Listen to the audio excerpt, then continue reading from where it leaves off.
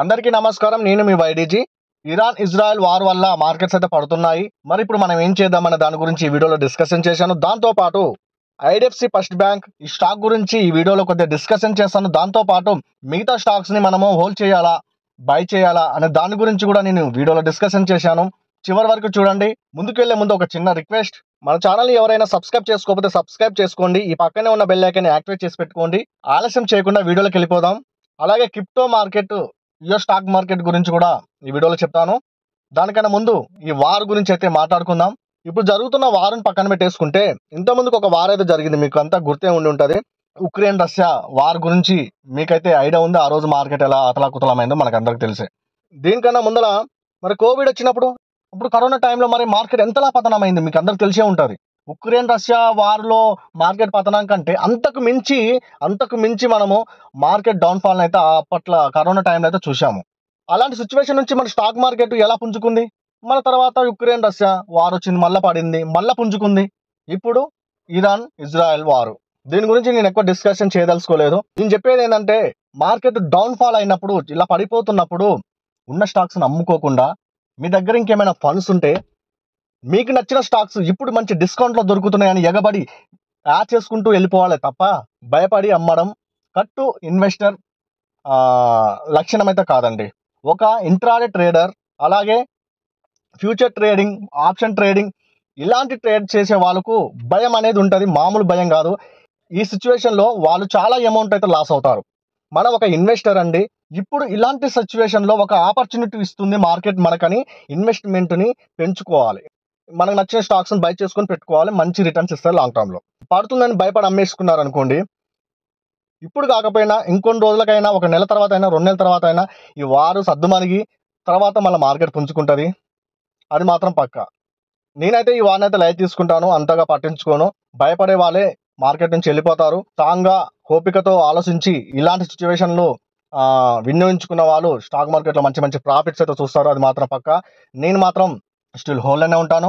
ఆలస్యం చేయకుండా, సుత్తి లేకుండా మనం ఐడిఎఫ్సి ఫస్ట్ బ్యాంక్ గురించి త్వరగా డిస్కషన్ చేసేదాం. తర్వాత యూఎస్ స్టాక్ మార్కెట్లో కొన్ని స్టాక్స్ మంచి చక్కగా దొరుకుతున్నాయి, మంచిగా లాంగ్ టర్మ్లో మనకు అదైతే ఇన్వెస్ట్మెంట్ చేసుకుంటే మంచి రిటర్న్స్ అయితే ఇస్తాయి, అది కూడా మాట్లాడతాం. క్రిప్టోలో కూడా కొన్ని కాయిన్స్ అయితే, ఒక 2 కాయిన్స్ అయితే చెప్తాను ప్రస్తుతానికి.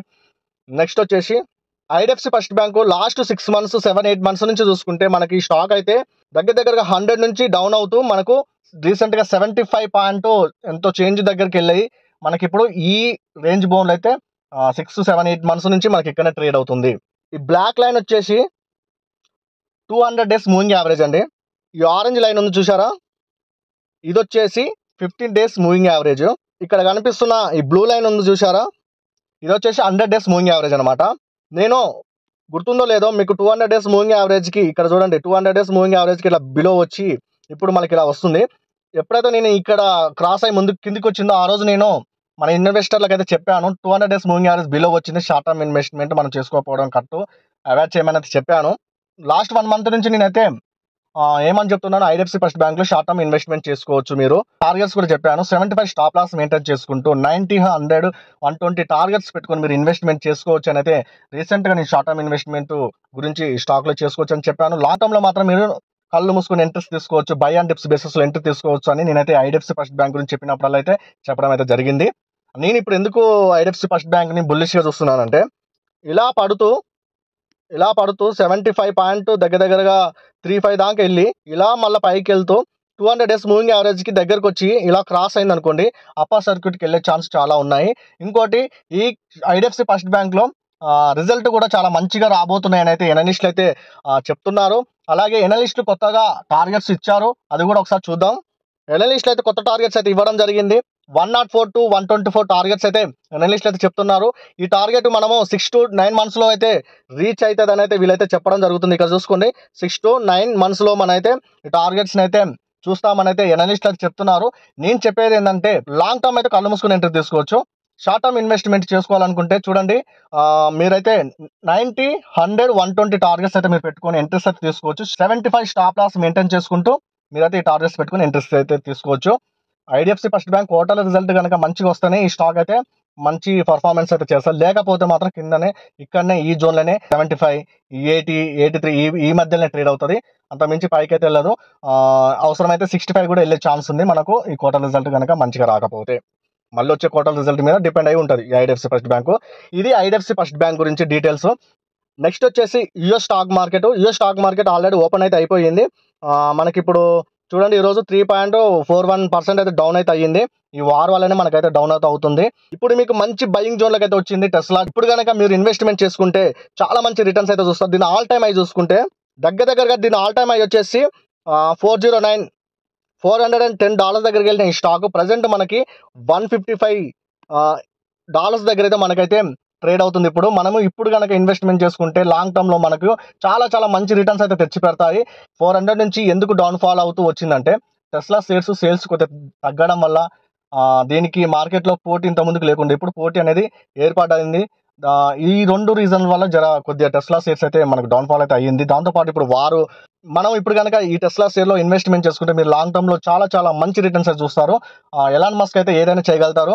ఎంత పోటీ వచ్చినా ఎలాన్ మస్క్ అయితే ఆ కెపాసిటీ, ఆ కేపబిలిటీ ఉంది. ఏదైనా చేయగలుగుతారు. ఎలాన్ మస్క్ అయితే ఏదైనా చేయగలుగుతారు. నేను చెప్పొచ్చేది ఏంటంటే టెస్లా షేర్‌ని మీరు కళ్ళు మూసుకొని ఇప్పుడైతే ఇంట్రెస్ట్ తీసుకోవచ్చని. అలాగే యూఎస్ స్టాక్ మార్కెట్‌లో కాయిన్బేస్ గ్లోబల్ ఐఎన్‌సి ఈ స్టాక్‌ని అయితే బై చేసుకోండి. ఇప్పుడైతే ప్రెజెంట్ మనకైతే ఈరోజు 4% డౌన్ అయితే అయ్యింది. $214.18 అయితే ఇది ట్రేడ్ అవుతుంది. ఇప్పుడు కనుక మీరు ఇన్వెస్ట్‌మెంట్ చేసుకుంటే మీరైతే లాంగ్ టర్మ్‌లో మంచి రిటర్న్స్ అయితే చూస్తారు. ఇది రీసెంట్‌గా అయితే ఆల్ టైమ్ హై చూసుకుంటే 279 అండి. చూడండి 279 ఇక్కడ. 279 దగ్గర 28 దాకా వెళ్ళింది. ఇప్పుడు మనకు డౌన్ అవుతూ వచ్చింది. ఈ వార్ వల్ల ఈ స్టాక్ అయితే చాలా ఫండమెంటల్ స్ట్రాంగ్‌గా ఉంది. రీసెంట్ క్వార్టర్ రిజల్ట్ కూడా చాలా మంచిగా చూపించింది. ఈ వార్ వల్ల అయితే ఈ స్టాక్ కూడా డౌన్ ఫాల్ అయితే అయ్యింది. యూఎస్ స్టాక్ మార్కెట్‌లో ఈ 2 స్టాక్స్‌ని అయితే మీరు బై చేసి పెట్టుకోండి. మీరు లాంగ్ టర్మ్‌లో మంచి రిటర్న్స్ అయితే చూస్తారు. నెక్స్ట్ క్రిప్టో కరెన్సీలో వచ్చేసి మీరు కోరు అండ్ ఐఎంఎక్స్ ఈ 2 కాయిన్స్ బై చేసి పెట్టుకోండి. లాంగ్ టర్మ్‌లో మీకు చాలా మంచి రిటర్న్స్ అయితే తెచ్చి పెడతాయి. హాల్వింగ్ కంప్లీట్ అయిన తర్వాత బుల్ మార్కెట్ స్టార్ట్ అవుతుంది. ఆ బుల్ మార్కెట్‌లో అయితే ఈ 2 కాయిన్లు అయితే మీకు చాలా మంచి రిటర్న్స్ అయితే తెచ్చి పెడతాయి. మీరు ఊహించినంత రిటర్న్స్ అయితే తెచ్చి పెడతాయి. మీరు ఈ 2 కాయిన్స్‌లో ఇన్వెస్ట్‌మెంట్ అయితే చేసుకోండి. క్రిప్టో కరెన్సీలో ఇన్వెస్ట్‌మెంట్ చేసుకోవాలనుకున్న వాళ్ళైతే ఈ 2 కాయిన్స్ మీకు తప్పకుండా మీ పోర్ట్‌ఫోలియోలో అయితే ఉండాలి. చాలా మంచి రిటర్న్స్ అయితే తెచ్చి పెడతాయి. అలాగే ఇంతవరకు యూఎస్ స్టాక్ మార్కెట్‌లో గాని, క్రిప్టో మార్కెట్‌లో గాని ఇన్వెస్ట్‌మెంట్ చేసుకోలేదు. కొత్త వాళ్ళు ఎవరైనా బిగినర్స్ ఉంటే కింద నేను ఈ 2 లింక్స్ అయితే డిస్క్రిప్షన్‌లో ఇస్తాను. నేను వాడుతున్న ప్లాట్‌ఫార్మ్స్ లింక్స్ నేనైతే కింద డిస్క్రిప్షన్‌లో అయితే ఇచ్చాను.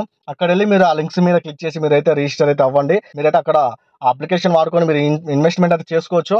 ఈ వార్ వల్ల మీకైతే మంచి డిస్కౌంట్‌లు అయితే స్టాక్స్ అయినా, క్రిప్టో అయినా అయినా సరే మంచి డిస్కౌంట్‌లో దొరుకుతున్నాయని అనుకోని మీరు ఇన్వెస్ట్‌మెంట్ అయితే చేసుకోండి. ఆల్రెడీ హోల్డ్‌లో ఉన్న వాళ్ళైతే హోల్డ్‌లోనే ఉండండి. మీకు నచ్చిన స్టాక్స్‌ని ఇప్పుడు మీరు మంచిగా చౌకగా దొరుకుతున్నాయి. ఏ స్టాక్స్‌నైనా ఇప్పుడు మీ పోర్ట్‌ఫోలియోలో ఇంకా ఫండ్స్ యాడ్ చేసుకోవాలనుకుంటే ఇది మంచి రైట్ టైమ్. మీరు ఏ స్టాక్‌లో అయినా ఇన్వెస్ట్‌మెంట్ చేసుకోవాలనుకుంటే ఈ ఆపర్చునిటీ మీరు మిస్ అవ్వకండి. ఈ వారు సద్దు మణిగినా మనగపోయినా పడేంత పడతది. మళ్ళీ అయితే లెగుస్తది. అప్పటి వరకైతే మీ కాడ ఫండ్స్ ఉంటేనేమో యాడ్ చేసుకోండి. డిప్‌లలో మంచిగా బై చేసుకోండి. లేకుంటే అలాగే చూస్తూ ఉండండి తప్ప మీ స్టాక్స్‌ని అమ్మడం గాని అలాంటి పొరపాట్లయితే చేయొద్దు. ఇది వీడియో. ఈ వీడియో గనుక మీకు నచ్చితే లైక్ అయితే వేసి నన్ను ఎంకరేజ్ అయితే చేయండి. కింద కామెంట్ సెక్షన్‌లో కామెంట్ చేయండి. మన ఛానెల్ ఇంతవరకు ఎవరైనా సబ్స్క్రైబ్ చేసుకోకపోతే సబ్స్క్రైబ్ చేసుకొని పక్కనే ఉన్న బెల్ ఐకాన్ యాక్టివేట్ చేసుకోండి. ఉంటానండి. By. Thank you for watching.